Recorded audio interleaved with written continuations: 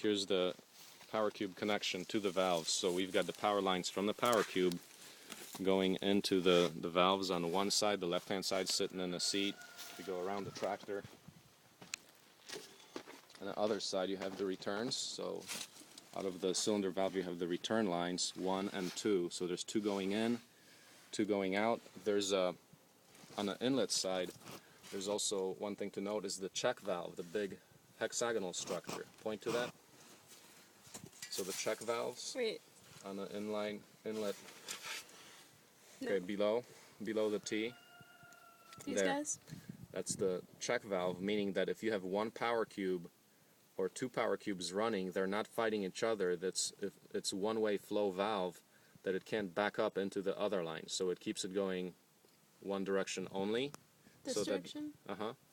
So that the power cubes are not fighting each other. I'm not exactly sure if that's absolutely necessary. Maybe some feedback from this YouTube video could provide us.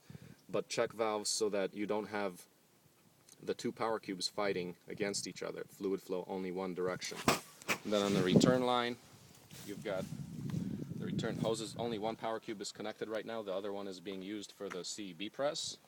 This is the return line going into the hydraulic cooler on one power cube. And then on the other side, from the hydraulic cooler, this hose goes back into the return line filter and the hydraulic tank.